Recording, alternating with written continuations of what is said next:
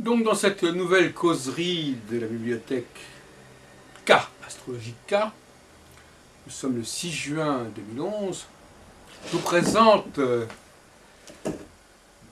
mon système formalisé à 8 entrées en quelque sorte.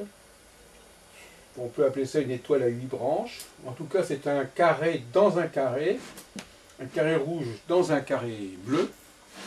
Et j'ai conçu ce modèle en vue du colloque qui aura lieu à la fin de la semaine à Nantes le 11 juin et qui sera déjà passé lorsque vous verrez la vidéo. Alors, ce colloque a été conçu dans une perspective géométrique, c'est-à-dire la nécessité pour l'astrologie, si elle veut être crédible, de recourir à ce que j'appellerais une géométrie du temps.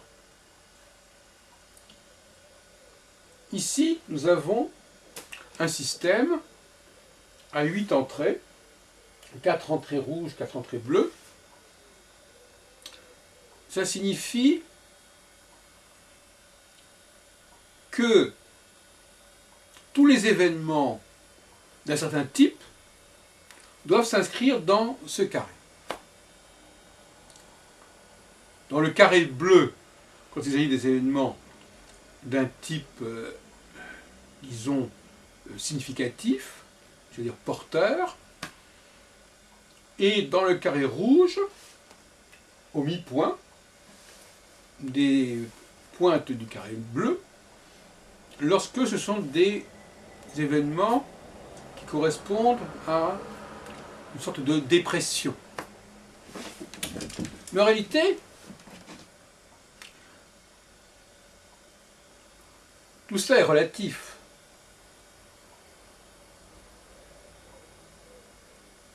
Les forces rouges peuvent être absolument considérables. Donc c'est une dépression du point de vue des forces bleues, mais c'est au contraire une pulsion extraordinaire du point de vue des forces rouges. Donc là, nous avons affaire à une astrologie effectivement manichéenne, d'une certaine manière, opposant en permanence les forces de la lumière, qui sont les forces bleues, aux forces de l'ombre et des ténèbres, qui sont les forces rouges. Et effectivement, quand on lit les livres prophétiques de la Bible, de l'Ancien Testament comme du Nouveau Testament, comme on dit d'habitude, et notamment le livre de Daniel et le livre de l'Apocalypse de Jean, on trouve des chiffres comme 1260, 1260, 1260 jours, 1260 ans.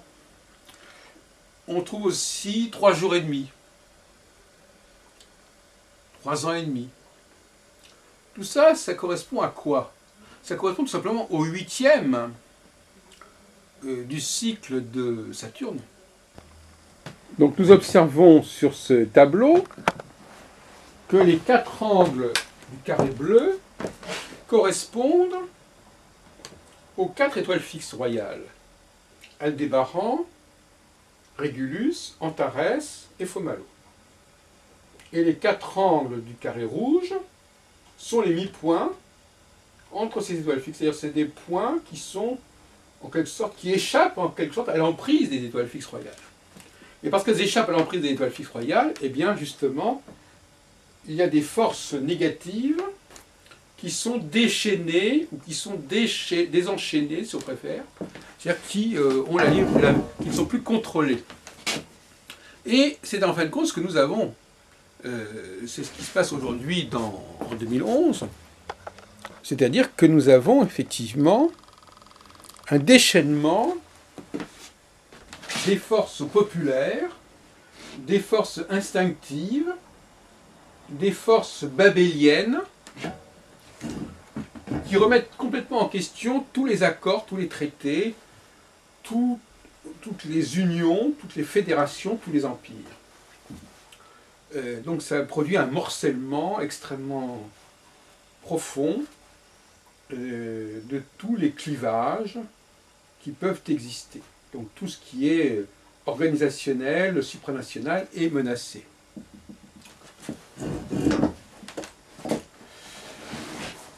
Parce qu'actuellement, nous sommes effectivement dans une position qui se situe là, à mi-chemin entre Régulus et Antares. Régulus, Saturne est passé sur Régulus au début de la Vierge, et il entrera 7 ans après, à l'approche d'Antares, au début du Sagittaire. Et donc là, nous sommes à 3 ans et demi après Régulus et 3 ans et demi avant Antares. Et ça, nous sommes donc à la pointe du carré rouge, voilà. Alors, donc vous avez compris, enfin j'ai peut-être un petit peu sauté les étapes, que nous travaillons sur Saturne et que nous étudions tout simplement le cycle de Saturne. Donc ça, c'est ces deux carrés découpent en quelque sorte le cycle de Saturne en 8 périodes de 3 ans et demi. 3 ans et demi qui correspondent à une période dominée par l'angle bleu, et 3 ans et demi qui correspondent à une période dominée par l'angle rouge. Puis ensuite 3 ans et demi par l'angle bleu, 3 ans et demi par l'angle. Alors, là il s'agit, nous avons employé le mot carré.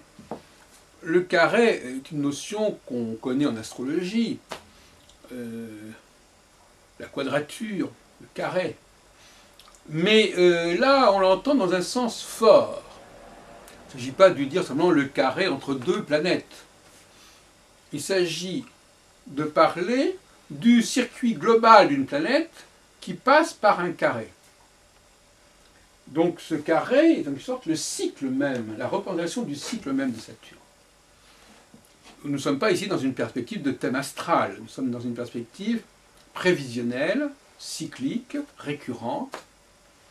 Alors bien évidemment, pour que ce système fonctionne, il faut impérativement que l'on soit d'accord sur le fait que certains événements soient du même ordre. Si par exemple vous contestez le fait que les événements de 2011 sont du même ordre, seraient du même ordre que les événements de 1989, eh bien à ce moment-là, on ne peut pas discuter, on ne peut pas avancer. Si tous les événements sont distincts, on ne peut pas travailler. Donc l'astrologie a besoin d'un minimum de décantation des événements. Et c'est ce qui lui manque, d'ailleurs. Je dis toujours, si on n'est pas un bon philosophe, un bon conceptualiste, quelqu'un qui est capable de ramener les choses à des idées simples, on ne peut pas avancer dans la recherche astrologique. Et à ce moment-là, on va se perdre dans une sorte de fuite en avant, dans la complexité extrême des cas particuliers, de ce qu'on croit être un cas particulier. Au niveau individuel, c'est pareil. Est-ce que nous sommes si différents les uns des autres, ou est-ce qu'il y a des catégories? Je ne parle pas des catégories astrologiques, d'ailleurs, dans un premier temps. Je parle... Parce que pour moi, au niveau de la recherche astrologique, on ne part pas de l'astrologie. On part de la réalité humaine, de la réalité sociale. On voit d'abord comment cette réalité se structure, et puis après, on regarde si l'astrologie a son mot à dire là-dedans. Si on commence par l'astrologie, on n'en finit pas. Pourquoi? Parce que l'être humain, malgré tout, est de plein pied avec la réalité humaine, avec la réalité sociale. C'est ça le signifié de l'être humain. Vous le placez en face du cosmos, ce cosmos, il lui est étranger. Ce cosmos, il ne le capte pas, il ne le perçoit pas. On peut projeter vers le cosmos, on peut structurer le cosmos à la lumière de nos catégories humaines. Ou on peut également, même si on admet qu'il y a un rapport entre le cosmos et l'homme, et même si on admet que le cosmos peut influencer ce que font les hommes, et bien de toute façon, il faut partir d'une certaine perception de ce qui se passe au niveau de l'humanité, il faut déjà commencer à structurer l'humanité, et une fois cette structuration accomplie, voir si elle coïncide avec une quelconque structure cosmique. Et ça c'est une structure cosmique, par exemple. Une structure cosmique. C'est la structure cosmique au sens de l'astrologie. Alors ça, c'est aussi un point important. Cela signifie que le cosmos, dans sa totalité, n'intéresse pas l'astrologue. L'astrologue n'a pas d'obligation de gérer tout ce qui est dans le cosmos, et même tout ce qui est dans le système solaire. Ce qui est dans le système solaire ne l'intéresse que dans la mesure où ça fait sens au niveau de son organisation sociale, politique. Et donc, selon moi, l'astrologie, c'est ça. Ce n'est que ça. Ce n'est que cette partie du cosmos qui a été intégrée dans la pensée astrologique. Le reste, c'est l'astronomie, ça ne nous intéresse pas. Ça, c'est l'astronomie, bien sûr, mais c'est une astronomie, c'est une partie, même relativement, finalement, faible de toute l'astronomie possible. C'est cette partie-là qui est la partie utile pour l'astrologie. Et sortir de ce schéma-là, c'est sortir de l'astrologie. Alors, dans ce système-là, il n'est pas nécessaire d'avoir un point de départ. Ce qui est intéressant, ce sont les séries. Si effectivement, sur un certain nombre d'événements qu'on aura déterminés comme étant du même ordre, et on a dit tout à l'heure que ce n'était pas si simple, mais qu'il fallait passer par là. Et si on fait un groupe de travail, il faut qu'on se mette d'accord sur les critères. Alors admettons qu'on ait effectivement admis qu'il y avait d'une part des événements de type carré bleu, c'est-à-dire des événements où l'énergie brute du peuple est canalisée et contrôlée et emprisonnée en quelque sorte, et des moments où au contraire cette énergie ressurgit et relancée comme une sorte de soupape qui explose. Et l'histoire de l'humanité serait en quelque sorte l'histoire de cette alternance incessante entre ces deux enjeux. Donc là encore, l'astrologie ne s'intéresse pas à tout. Elle ne s'intéresse pas à tout ce qui est dans le cosmos, mais elle ne s'intéresse pas non plus à tout ce qui est dans l'histoire de l'humanité. Il faut qu'elle choisisse. Et là aussi, je dis que l'astrologie nous parle de cette dualité entre les forces populaires, les forces instinctives, mais elles ne sont pas finalement si instinctives que cela, puisqu'elles sont alimentées par une culture, par une société, par une langue, qui va modeler une population, un peuple. Nous sommes les peuples réapparaissent avec toute leur force dans les phases où Saturne transite le carré rouge. Et les peuples sont un peu refoulés dans leur expression naturelle, si on peut dire, lorsque Saturne passe sur les pointes du carré bleu. Alors on est très loin des périodicités de type indien, où par exemple telle planète reste, le règne de telle planète est de 19 ans, ou des périodicités de type transsaturnienne avec des planètes qui restent plusieurs années, voire même plus de 10 ans dans un même signe.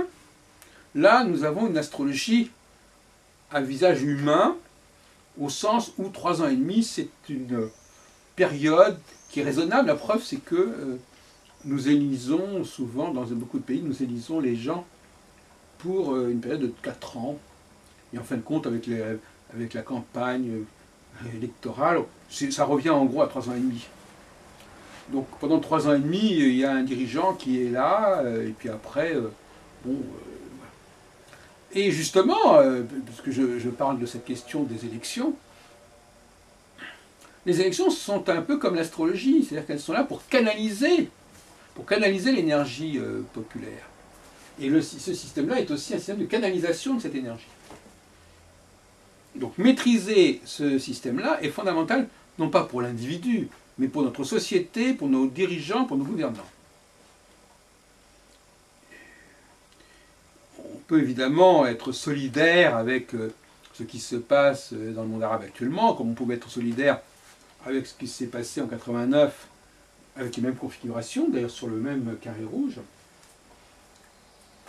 Mais il n'empêche que, du point de vue de l'astrologie, ces moments-là sont des moments critiques et sont des moments où il y a l'expression des forces que l'astrologie normalement est censée juguler et censée contrôler. Donc c'est quand, dans le carré rouge, c'est quand l'astrologie, quand la puissance astrologique est la plus faible, en fait. C'est-à-dire que la capacité d'ordonnancement, de gouvernance saturnienne est au plus bas. Alors rentrons un peu plus dans les détails. J'ai donné, on va rentrer dans les détails au niveau des dates. Nous avons dit que, voyez-vous, là nous sommes, on va mettre par exemple le signe de la Balance, le signe du Capricorne, le signe du Bélier, le signe du Cancer. Quand Saturne passe vers le 15 de la Balance, il est à mi-point, au mi-point, comme j'ai dit tout à l'heure, entre le début de la Vierge et le début du Sagittaire. Il y a Vierge, si on fait 15 degrés, n'est-ce pas? Vierge 30, plus 15 degrés de la Balance, et puis là 15 plus 30. Donc c'est toujours comme ça. Donc, enfin ça c'est très schématique, mais enfin disons que c'est comme ça. Donc en 1989, Saturne était en Capricorne. Donc il était sur la pointe, il était également sur la pointe du carré rouge. Et là maintenant, il est en Balance, toujours sur la pointe du carré rouge. Donc finalement, c'est un peu, moi je suis assez marqué par l'astrologie de Hébertin, de la cosmobiologie, qui parle à la fois qui identifie les planètes qui sont en carré comme étant en conjonction et qui tient compte des mi-points. C'est un acquis de l'astrologie allemande des années de la première moitié du XXe siècle. Alors, moi, ce que je dis, c'est que tous les événements du type 1989 ou du type 2011 doivent impérativement se retrouver sur cet axe, sur ce carré rouge. Quand je dis sur carré rouge, je veux dire, ce carré rouge, évidemment, il va stocker tous les événements qui se sont déroulés depuis l'origine des temps, lorsque Saturne a transité ces points du carré rouge. Donc là, il y a un stockage d'informations considérable.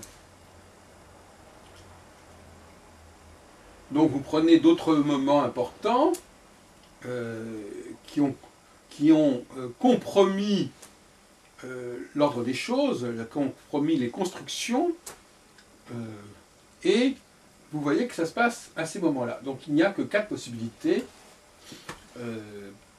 Quand un événement de ce type se produit, ça ne peut être forcément que sur ces 4 points du carré rouge. Et inversement, quand on arrive au contraire à des réussites au niveau supranational, eh bien on est nécessairement en phase avec le carré bleu. Alors pour revenir un instant au carré rouge, si on prend la guerre des 6 jours, 1967, on s'aperçoit qu'elle a eu lieu lorsque Saturne était en Bélier. Et donc, on se retrouve encore une fois dans ce cas de figure-là. Vous me direz, la guerre des 6 jours, quel rapport?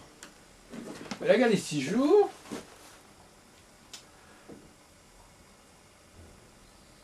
et le point commun avec maintenant est assez saisissant, puisque on est dans la même région en quelque sorte, et on sait à quel point actuellement l'Égypte et d'autres peuples remettent en question les accords qui ont été signés, les armistices. En 67, Nasser remet en question le statu quo qui a été établi à la fin des années 40. Donc on remet en question un agencement international, des lignes internationales plus ou moins reconnues, et il fait bloquer le détroit de Tiran, qui empêche l'alimentation du sud d'Israël, notamment du port d'Eilat. Donc c'est une situation très grave. Les peuples arabes, les différents peuples de la région, la Syrie, la Jordanie, l'Égypte, se menacent plus ou moins Israël, et par prévention, en quelque sorte, Israël réagit.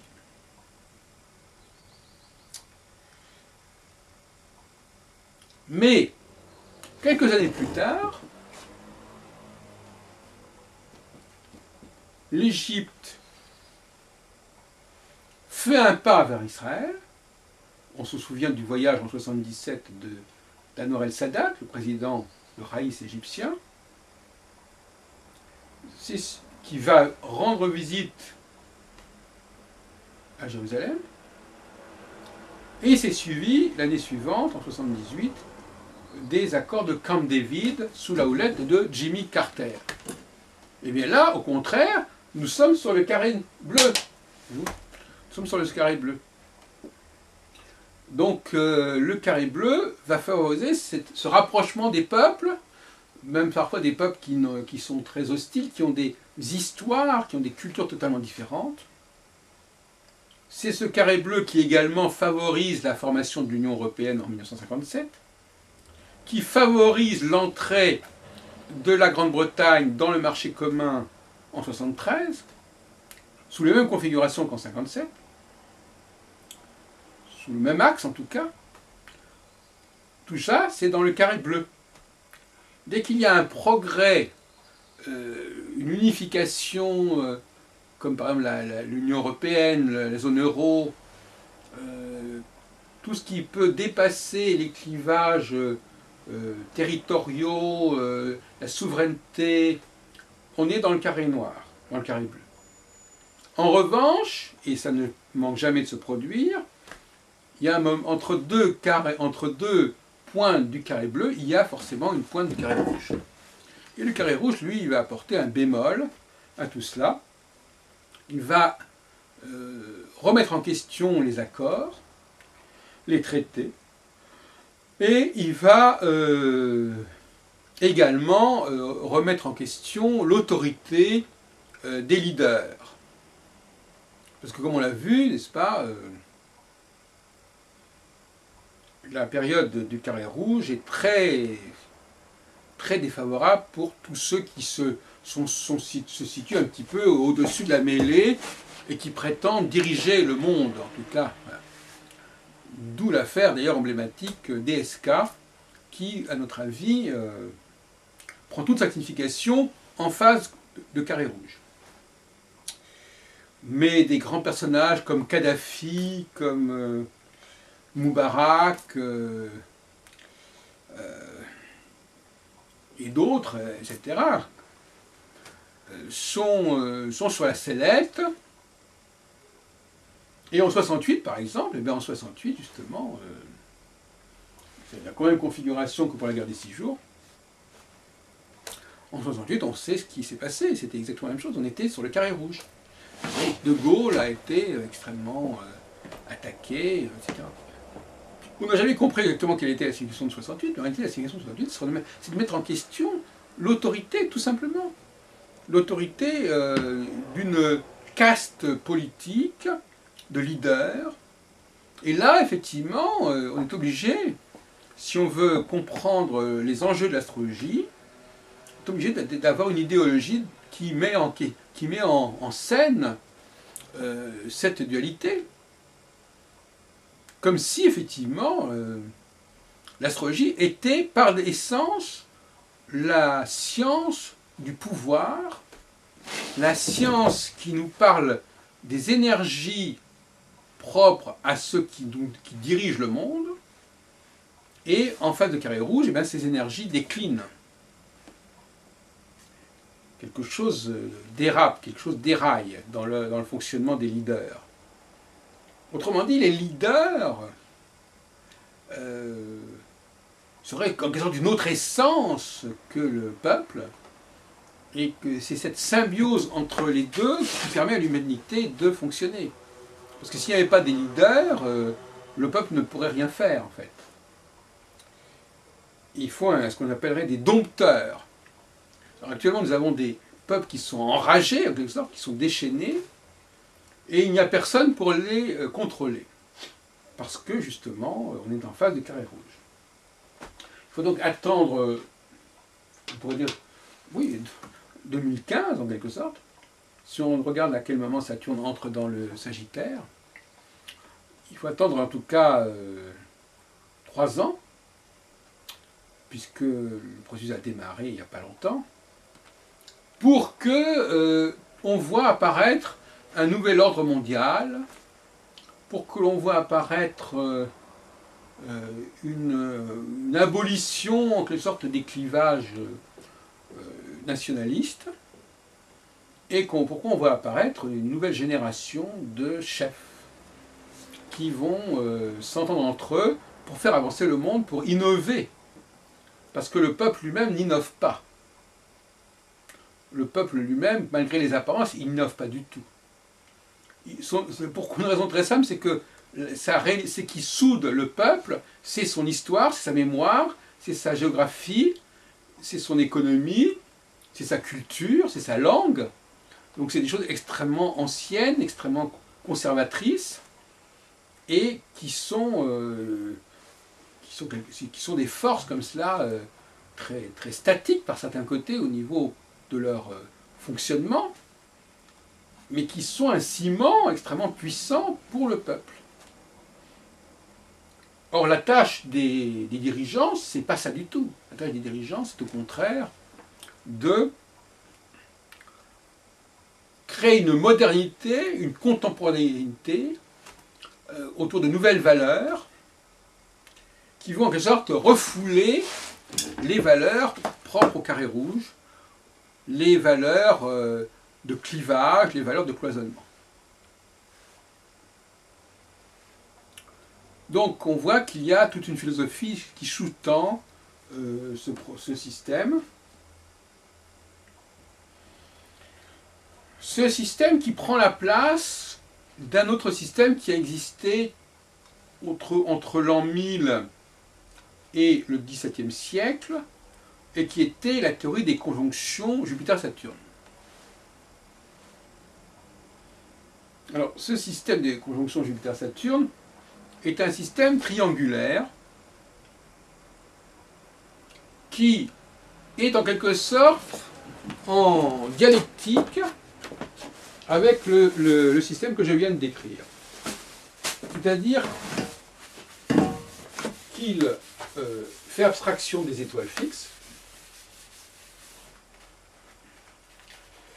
et il est triangulaire parce que les conjonctions Jupiter-Saturne se produisent successivement à 120 degrés l'une de l'autre. Donc là, on n'est plus dans un système de carré, comme avec le Saturne, et d'ailleurs avec la Lune aussi. On est dans un système triangulaire qui a eu beaucoup de succès au Moyen-Âge et à la Renaissance. Donc, triangulaire, ça veut dire en fin de compte que Jupiter et Saturne restaient dans le même élément. Il y avait donc une période à peu près de 200 ans, enfin ça a varié parce qu'il y a eu des approximations. Pendant 200 ans, la conjonction Jupiter-Saturne se produisait automatiquement en signe de feu, et puis après on passait dans un autre élément pendant encore 200 ans, etc. C'était très, très à la mode, c'était un système qui était très simple, et justement, cette simplicité était évidemment un atout. Je dis ça parce que justement, aujourd'hui, on a une astrologie même mondiale qui est extrêmement compliquée, extrêmement alambiquée, un peu une usine à gaz. Et là, je suis en train de vous parler au contraire, et c'est dans cet esprit que nous faisons le colloque de Nantes, de ce que j'appellerais une géométrie du temps. Géométrie qui donc, à une certaine époque, a été une géométrie du triangle, du trigone, et qui aujourd'hui, selon mes travaux, est une géométrie du carré. Alors cette géométrie du triangle, elle a des inconvénients, c'est que le triangle, il existe, mais il n'est pas installé dans le ciel, en quelque sorte. C'est-à-dire on vient de le dire d'ailleurs, la conjonction Jupiter-Saturne, elle ne va pas être constamment dans le même signe. Sur une période de 800-900 ans, elle va faire tous les signes. En fait. Donc c'est un système qui est triangulaire, mais c'est un triangle qui est lui-même en mouvement, de sorte, qui se déplace. Tout comme d'ailleurs le cycle solilunaire est un cycle qui se déplace, puisque le Soleil lui-même avance de 30 degrés pendant que la Lune fait tout son truc. Alors que dans le système que je vous ai décrit tout à l'heure, des deux carrés, tout est installé une fois pour toutes. Ça bouge un petit peu à cause de la pression d'équinoxe de quelques degrés, mais globalement, on n'est pas en train de bouger comme ça de 120 degrés d'une conjonction à l'autre. Donc là, on a un système qui est fixe, un petit peu comme le calendrier qui est fixe dans le système judéo-chrétien, alors qu'il est mobile dans le système musulman. Donc ça, c'est un inconvénient, effectivement, que cette triangulation de Jupiter-Saturne qui est mobile. Et elle est mobile tout simplement parce que on a là l'abandon du référentiel stellaire. Donc, à partir du moment où on abandonne les étoiles, on est obligé de combiner deux planètes entre elles. Donc Saturne ne peut pas fonctionner tout seul, puisqu'il n'est plus connecté avec les étoiles, et il est donc mis en rapport avec Jupiter. Alors, on change complètement de système. Donc ce qui nous concerne ici, c'est de revenir au système tel qu'il a pu exister il y a des milliers d'années, et tel qu'il a pu être remplacé par le système du triangle Jupiter-Saturne.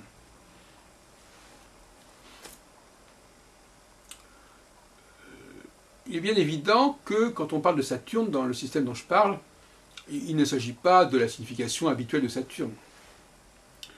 Il s'agit d'un marqueur. Nous ne sommes pas dans une astrologie mythologique. Cela dit, on peut toujours s'amuser, même quand on est dans le système du carré, des deux carrés, on peut s'amuser à subdiviser chaque phase de 3 ans et demi en répartissant, par exemple, tant de mois à telle planète et tant de mois à telle autre planète, pour justement faire varier les significations au cours des 3 ans et demi.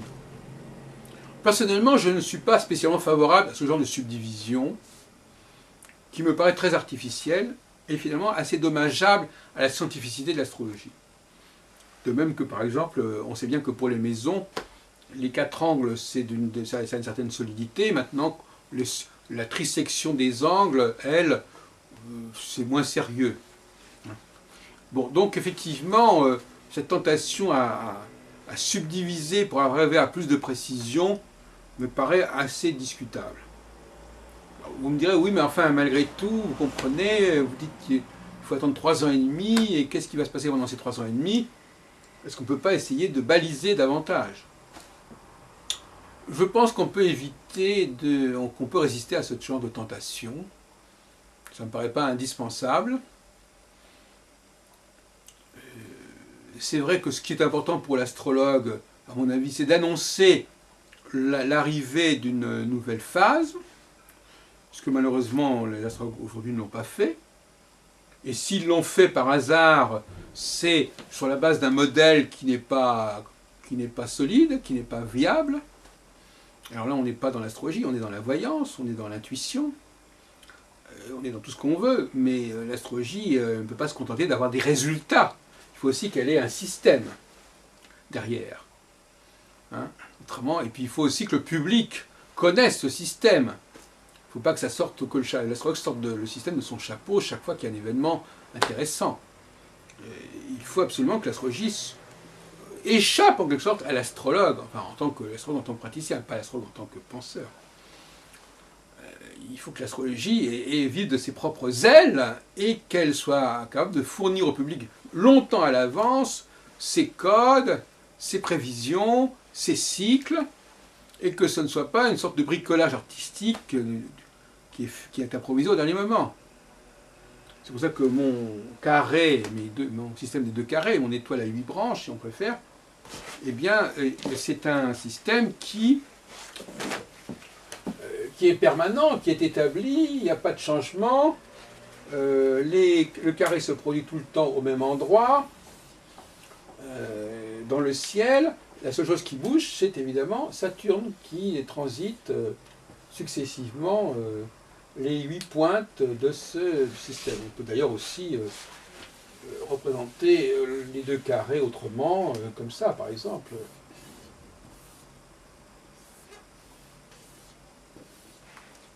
Voilà, donc on pourrait avoir effectivement un système comme celui-ci, qui serait plus esthétique. Mais enfin, ça revient à peu près au même. Alors on peut effectivement considérer que là on n'est pas dans l'étoile à 6 branches des Juifs, on est dans l'étoile à 8 branches. Mais à mon avis, l'étoile à 6 branches, c'est celle du triangle, et l'étoile à 8 branches, c'est celle du carré. Et à mon avis, le triangle, c'est pas très intéressant le triangle, d'abord parce que ça ne respecte pas le système quaternaire des saisons, ça ne respecte pas le système solilunaire. Donc c'est un système très particulier, même si paradoxalement, effectivement, on peut greffer les 4 éléments autour du triangle. Enfin bon, c'est un problème. Mais on a donc deux systèmes astrologiques, l'un représenté par l'étoile à 6 branches, et l'autre représenté par l'étoile à 8 branches. Il est clair que la division en deux, on est dans un système binaire ici depuis le départ, 2, 4, 8, et là on est dans un système ternaire, donc le départ en 3 il ne découle pas directement du système lui-même. Alors, ce dont je vous parle actuellement, je l'avais déjà développé il y a 35 ans dans Clé pour l'astrologie. Donc ça, c'est pas d'hier. Effectivement, l'idée selon laquelle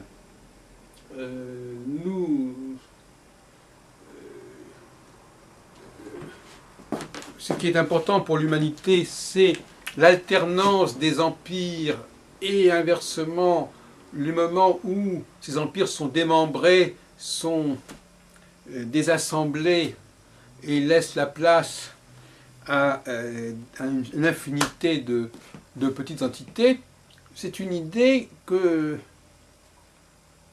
j'ai eue très jeune, puisque je suis né en quelque sorte avec la décolonisation, et que la décolonisation, moi-même à l'époque,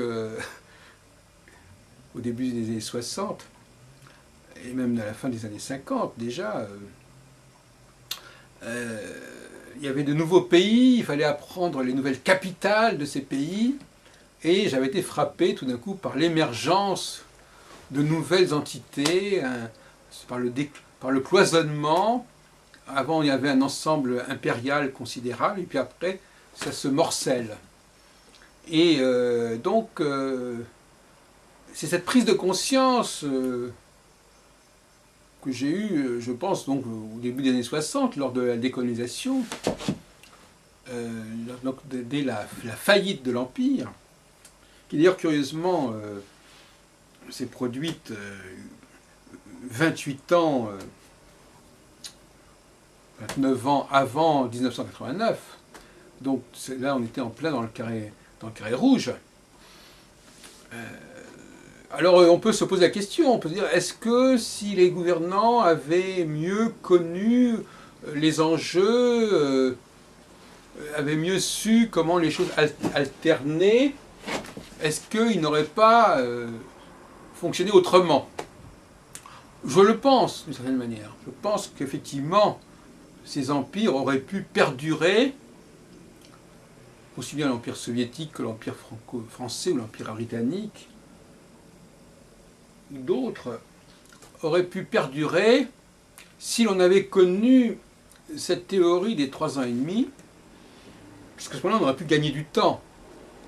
On a dit, voilà, bon, on va passer par une période un petit peu secouée, mais ça ne va pas durer indéfiniment. De toute façon, tôt ou tard, il va bien falloir retrouver une autre dynamique qui jugulera, qui canalisera ces énergies. Et donc, par conséquent, l'histoire de l'humanité pourrait être considérablement changée dans son mode de fonctionnement dès lors qu'on aurait une prise de conscience de ces lois que j'ai voulu donc formaliser autour de ces 2 carrés.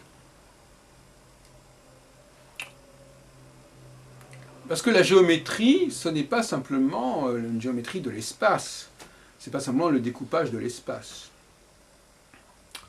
On peut effectivement percevoir des formes géométriques dans une architecture, mais l'astrologie n'est pas une architecture de l'espace. Elle n'est pas là pour organiser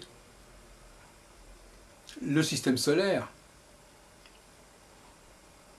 comme le fait un Jean-Pierre Nicolas.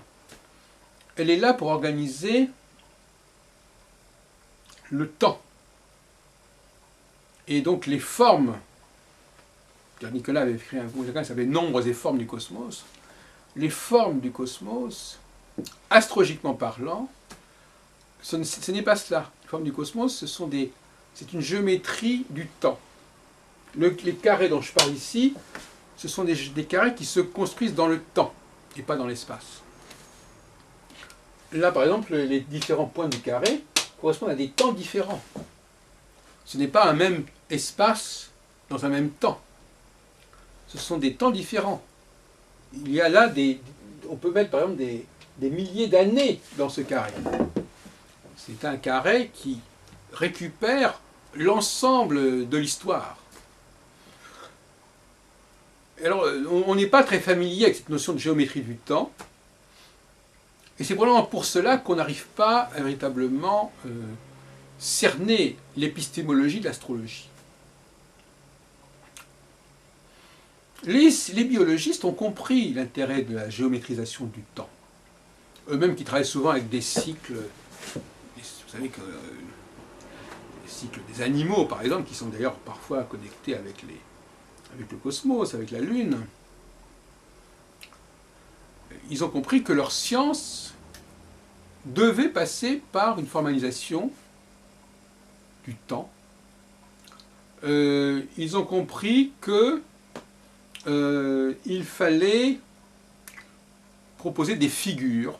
Alors eux, par exemple, ils proposent des hélices, ils proposent des cylindres, enfin ils proposent ce qu'ils veulent. Mais je pense qu'il y a un dialogue à envisager entre l'astrologie et la biologie si nous sommes capables de produire des structures géométriques comme celle-là qui dont l'intérêt principal, même si ça n'a pas été dit suffisamment jusqu'à présent, l'intérêt principal, c'est quand même que l'on n'a pas un nombre infini de cycles. Parce que là, j'ai parlé quand même du cycle de Saturne, mais je ne suis pas en train de vous dire, oui, mais après, on va étudier le cycle d'Uranus, ou le cycle de Jupiter, ou le cycle de Neptune. Non, on parle du cycle de Saturne parce que c'est le cycle de Saturne, et parce qu'on ne va travailler que sur Saturne. À la différence des astrologues classiques qui, eux, veulent que toutes les planètes aient leur cycle, et que ces cycles fassent sens au niveau de l'astrologie. C'est là qu'il y a, un obstacle épistémologique. À partir du moment tant qu'on voudra combiner et multiplier les cycles, on n'arrivera pas à des structures géométriques cohérentes. Puisque ces structures vont s'entrecroiser, vont s'intriquer les unes dans les autres, et donc on va avoir quelque chose d'extrêmement confus. L'ordre des choses ne peut venir que du choix d'une planète dominante. D'une planète dominante, non pas dominante au sens de plus forte que les autres, mais une planète qui est au cœur du système, qui est le fondement du système. Et même dans le cas de l'ancien système Jupiter-Saturne, on n'avait pas cette notion de planète dominante, puisqu'on avait deux planètes. Là, on a une seule planète en rapport avec les étoiles. Je vous rappelle d'ailleurs que lorsqu'on a découvert, il y a quand même déjà plusieurs milliers d'années, qu'il y avait d'un côté des planètes et de l'autre côté des étoiles, c'est à ce moment-là que l'astrologie est née, parce que là, il y a une dualité au niveau stellaire, parce que le mot étoile renvoyait à une certaine époque aussi bien aux planètes qu'aux étoiles. D'ailleurs, aujourd'hui, quand on dit être né sous une bonne étoile, il semblerait que ça veut dire une planète, en fait. Et en hébreu, par exemple, Mercure s'appelle Kochav, Kochav Lechet, Kochav Chama, c'est-à-dire l'étoile du soleil. Donc le mot étoile, et on dit étoile fixe, précisément pour opposer à étoile non fixe, étoile planète. Parce que une planète veut dire en mouvement. Donc la planète, c'est une étoile planète. Donc effectivement, lorsqu'on a découvert cette dualité, on a découvert qu'il y avait des étoiles qui bougeaient et que d'autres étoiles ne bougeaient pas, c'est à ce moment-là qu'on a construit le système dont nous parlons actuellement. Tant qu'on n'avait pas compris ce système-là, il ne pouvait pas y avoir le système des doubles carrés. Et comme Saturne était la planète la plus éloignée, la plus lente, la plus proche des étoiles en quelque sorte, et qu'elle avait comme particularité, et là on tombe dans la numérologie, mais l'astrologie est aussi marquée par la numérologie, ce qui frappe avec Saturne, c'est qu'il a les mêmes nombres que la Lune. 28 jours, 28 ans, et qu'on peut diviser aussi le cycle de Saturne en période de 7 ans, et même en période de 3 ans et demi. D'ailleurs, même la semaine est divisée en deux, puisqu'on avait, avant, on avait le jeudi qui était chômé, qui coupait un peu la semaine en deux, et puis le mercredi, c'est pareil. Donc on a des semaines qui sont coupées en deux, en fait. Donc on renoue avec cette notion de 3 et demi, plus ou moins. D'ailleurs en allemand, Mittwoch, ça veut dire, qui dit mercredi, c'est le milieu de la semaine. Srieda en russe, c'est aussi ce qui est au milieu. Donc cette astronomie dont je vous parle, elle a quand même des antécédents extrêmement anciens, sans parler des 7 vaches grasses et des 7 vaches maigres. Mais donc on peut dire, et ça c'est au niveau du peuple, c'est très intéressant, au niveau du public, que lorsqu'un événement se produit d'un certain type, eh bien 7 ans avant, il y a eu un événement du même type, et 7 ans après, il y aura un événement du même type. Quand c'est le carré noir, on ajoute 7 ans, ou on enlève 7 ans, on retrouve quelque chose de l'ordre du même carré noir, carré blanc. Carré noir, ça veut dire aussi dans mon esprit carré bleu. Et carré blanc, enfin carré noir c'est carré rouge, et carré blanc c'est carré bleu. Donc effectivement, de même qu'avec les 2011 actuellement, eh bien on enlève 7 ans, ou on enlève 14 ans, ou on enlève 21 ans, et on retrouve des périodes du même ordre. Combien y a-t-il d'années entre 1989 et 2011-2010 ? Eh bien, il y a 20 ans, 21 ans. Donc, il y a 3 cycles de 3 fois 7. Donc, en maîtrisant le 3 fois 7, le 4 fois 7, parce que par exemple, entre 68 et 89, il y a également 3 fois 7. De 68 à 89, il faut 21 ans. Et de 89 à 2011, il faut aussi 21 ans ou 22 ans. Voilà. Mais en réalité, comme Berlin, c'était décembre 89, on arrive presque à 90. Donc c'est un système qui est extrêmement simple et qu'il ne faut pas chercher à complexifier inutilement. N'est-ce pas? Pour bien faire, on va en rajouter. Parce que tout simplement, moi je suis tout à fait contre toute forme de rajout. Bon, ben, ça c'est un autre sujet de discussion, mais je pense qu'il faut prendre le système tel qu'il est, il faut le maîtriser, il faut l'approfondir, il faut savoir repérer dans la réalité dont on parlait tout à l'heure au début de notre entretien.